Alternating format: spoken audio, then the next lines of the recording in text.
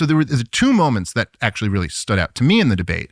So number one was in the Ukraine portion. Number two was in the Israel portion. So in the Ukraine portion, at one point, I said to him, we were talking about the, what led up to the war. And so he said something like, he goes, the real question is why all these countries wanted to join NATO. I mean, we didn't incorporate them in NATO through force. And I was like, well, yes, obviously, that's the argument, isn't that we forced, the governments willingly wanted to join NATO. Yes. I was like, that's pretty obvious why. You'd want to be have your defense subsidized and Yes. want to have the most powerful government in the history of the world guaranteeing your defense. Sure. Yeah. And also because they're concerned about the former Soviet Union, which is still Russia. And okay. But I was like, but that wasn't the argument. The argument is, why would we do this? And so I was like, let me just give you 2 bullet points, right? 2 quick arguments. And the 2 quick points that I made were, number one, the "Nyet means Nyet" memo, which, of course, as you know well, you've talked about this a lot. You talked about this back on your Fox News show, was that Bill Burns, later director of the CIA, yes. Yes, the CIA director through Joe Biden's 4 years, yes. who was the CIA director through this entire war up until Trump took back over. But then the ambassador to Russia. In 2008, he was the ambassador to Russia. He wrote a private cable to Condoleezza Rice. This was not for the public. This was a private cable that later the heroic Julian Assange released. It's the only reason we know it exists. And he lays out in there that all this talk about Ukrainian entry to NATO is going to lead to a war. And he specifically says that this is the brightest of all red lines for the Russians. And if we keep moving forward, they fear this could result in civil war, and then they might have to intervene. In his words, quote, "a choice the Russians do not want to have to make." So it's like, hey, there's a pretty compelling piece of evidence. Yes. And then number 2, I said, Stoltenberg, I always say this name wrong, but the head of NATO, Stoltenberg, the head of NATO, he said that Vladimir Putin in late 2001 put in writing, sent a draft treaty to NATO and said, if you just put into writing that you will not bring Ukraine into NATO, I will not invade the country. This is the head of NATO. So I give him these 2 points, okay? I could talk a lot more about this, but I was like, let's focus on these 2. Seems to me that all the powerful people involved are admitting that this war was about Ukrainian entry into NATO. And his response was, the war was not about Ukrainian entry into NATO. It was about Vladimir Putin's desires to reconstitute the Soviet Union. And I was like, yeah, but what's the response? Like, what's the response to my point? Like, I made a point. You made nothing. You just made an assertion. So there was this one where it's like, once you actually get down to it, once you remove all this, like, you're an expert, you're not an expert, you've never been, what are you watering? You've got no actual argument here. Because you're not an expert yourself. Right. But even that, it's like that, again, just the way I work, that doesn't do anything for me. Then you got to have an actual argument. Otherwise, you're not going to persuade me. And I think for most of the viewers. Knowledge, too. Right. I mean, I just refer back to the boarding school thing. It's like, the whole point of that style in debating is to create the illusion of knowledge. Like, well, that's it. You have an Aeschylus quote, sort of, you know what I mean? Or you can cite the titles of 3 D.H. Lawrence novels, but you haven't read the novels. You haven't read Aeschylus. You don't actually have you don't have an original thought that's actually yours. But you don't even have the material. You haven't even read the books. Right. It's just it's a sleight of hand. And that's what they teach you in boarding school. Well, so then the other one, which some people did pick up on this, but this to me was like actually the biggest moment of the debate, I thought. And it's sad in a way, because Douglas Murray is someone who I have some degree of respect for as a smart person. And it was kind of sad that he was reduced to this. But so he made the argument. He said, first off, he was dishonest. And I didn't call him, I knew this, but I let it slide. But he goes, I was very iffy about the war in Libya. And it's like, I've read your columns at the time. No, you fucking weren't. Okay. Yeah. Anyway, but he goes, I was very iffy about the war in Libya, but the war in Libya was fought because there was this tremendous fear that Gaddafi was about to go genocidal, and it was a humanitarian intervention. And so then I said, okay. Now they have slave markets in Tripoli. Right. It's humanitarian. But forget even the point that, okay, maybe their argument is they thought he was going to go genocidal and they didn't realize it would be so much worse without him. Like what? But I said, okay, Douglas, so riddle me this then. If it was a humanitarian intervention, how come I have 4-star General Wesley Clark telling me 10 years prior that we had already made the plans to go overthrow Gaddafi, because he said this very clearly to Amy Goodman on Democracy Now! And then I mentioned that he later, actually very recently on Piers Morgan, he clarified. This is really interesting. If people go watch it, Scott Horton, who is amazing, by the way. His book Provoked is the best book on Russia-U.S. post-collapse of the Soviet Union relations. His book, Enough Already, is the best book that's been written on the terror wars. So Scott Horton is debating Wesley Clark on Piers Morgan. And this gets brought up. You know, the fact that you said in 2001, you had already seen in the Pentagon that we were going to overthrow 7 countries in 5 years. And, okay, so he says, he goes, well, actually, the plans go back to 1991.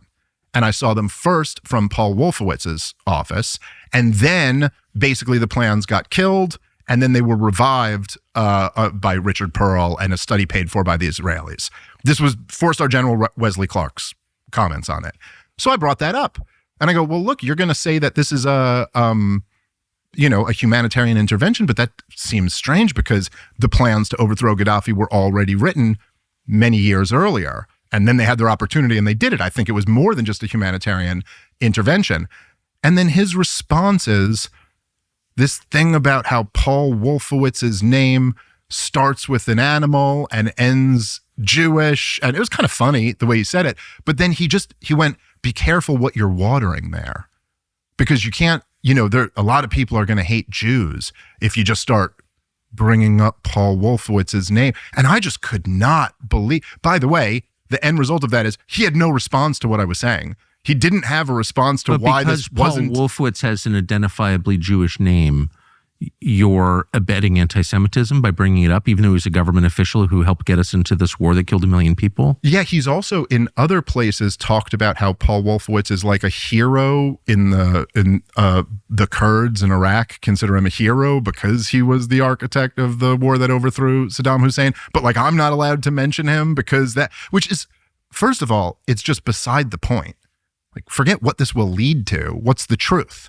Data hawks are collecting your information anytime you visit a website. Every time you go online, every time you create an account, you make an online purchase, your data is out there and you have no control over who sees it or what they do with it. So it's only a matter of time until somebody tries to exploit these facts that you have no privacy at all. Use your information to steal your identity and maybe bankrupt you. It happens all the time. It's happened to friends of ours, kids, and that's why we use Identity Guard. Identity Guard helps by giving you control. It monitors your most sensitive information for any signs of suspicious activity. If someone's trying to steal your identity, you know right away, often before real damage can be done, before you're on the hook for the money. So if in fact your identity is stolen, the expert team will work directly with banks, credit card bureaus, other institutions to fix the problem for you, so it's not the disaster you fear it is. While they handle the cleanup, you're backed by up to $5 million in identity theft insurance, which is a huge relief.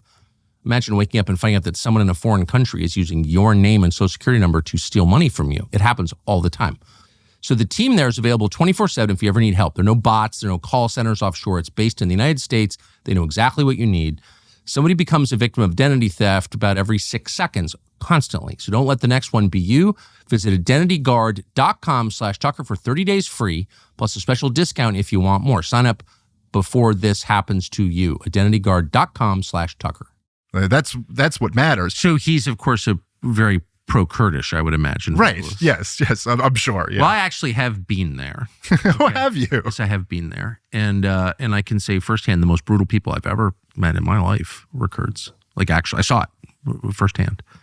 So I'm not against the Kurds or whatever, right. But it's just interesting. Everyone in Washington, no one's ever met a Kurd, or can't define what a Kurd is, but everyone reflexively loves the Kurds.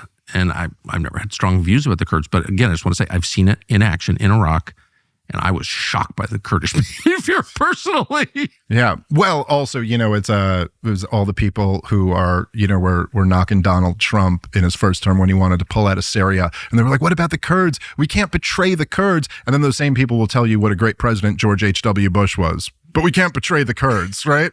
There's the guy who really betrayed the Kurds. I mean, told them to rise up against Saddam Hussein and overthrow him, and then decided, we're going to back off of that, and just allowed them to get slaughtered, But And look, I mean, it was just kind of blatant. It's like, I'm presenting an argument and you're responding with a pure woke tactic. Exactly. A pure woke tactic to say, which as I mentioned to him, I go, but wouldn't this apply to everything you stand for? I mean, everything you stand for about how we shouldn't have so much Muslim immigration into the UK. Okay, well, someone could take that and that might lead to a rise in hatred of Muslim people. But that's not a counter argument. No. That's not an argument. That's like, well, okay, well, then maybe you could say you should also add in there, I don't mean all Jewish people are guilty of some conspiracy, but that, first of all, I'm Jewish and he's not. So like, what the hell are you talking about? Well, I wouldn't say you're Jewish. So that gets me to... I mean, I don't think you've convinced Douglas that you're Jewish. So that's true. I saw that and read the commentary after, and as someone who's always liked Douglas and known him for a while, my first instinct was, wow, he just destroyed his career. Like, he's done. No smart person will ever take Douglas seriously again. And I don't know if he felt that way, but it was clear by a day or two after he realized he destroyed his career. And in response, rather than admitting that and admitting what he'd done wrong, he attacked you, really kind of doubled down in the New York Post. I want to read this because I was offended by this. He goes, the whole column's an attack on you, and I'm quoting, claiming some Jewish ancestry, Smith has spent the last 18 months since October 7th being very unfunny. Indeed. Claiming some Jewish ancestry. Now, I'm not really sure.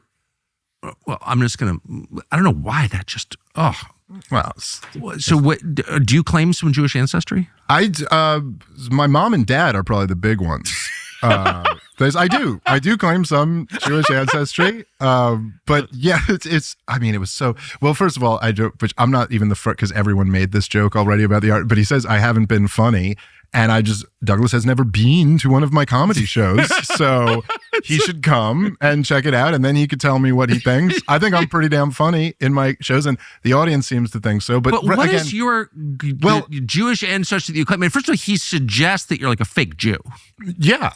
Claiming some Jewish ancestry. It's like you're hiding behind a cloak of ersatz Judaism. Which is, in a way, one of the things I thought was so interesting about the piece was that, and I couldn't imagine, man, I hope I'm never this person. Because even now, right, like there's so many shots I could take at Douglas. But even when you ask me about the debate, like my first instinct is to go like, well, look, here are the points I made that he didn't have counters to, because I'm about the argument, like that's what actually matters. And it's tough for all of us because there is, as you know well, you've talked a lot about this, right? But it's like, in this kind of show business news world where we're talking about events and things that matter, but also there's a camera on us and we're talking on a microphone and we're public people. And so it's kind of impossible to completely remove your ego and your own narcissistic tendencies from that. Yes. But like, you got to keep reminding yourself like, yeah, but there's a fucking war going on. Like that's what actually matters. Oh, I know. All of this is much less important than like the actual policy. So you try to focus on that. But I could not imagine writing an article about a debate that I had just been in, where the reaction was so unfavorable toward me. And in the piece, what you might notice is he does not take on a single one of my arguments. He does not point out something that I got wrong. He does not say, Dave argued this, but this is so clearly a reflection of his lack of knowledge on this subject because he didn't account for X, Y, and Z. It's just like the actual debate, he would only debate me. He wouldn't debate the topic. So why do you think he did it? I mean, he was basically, it felt to me like he was sent on a kamikaze mission. That's the way it looked. Here, the guy just flies into your aircraft carrier, doesn't sink it, but it destroys his plane, his career. Like, well, I don't get it. In a sense, I don't think Douglas Murray destroyed his career. I think he destroyed his reputation.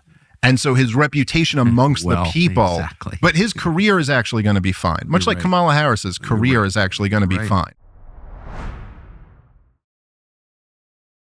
Thanks for watching our YouTube channel. We hope you'll subscribe to it. And by the way, you can hit the little bell on there and get notifications every time we produce a video. We hope you'll do that also.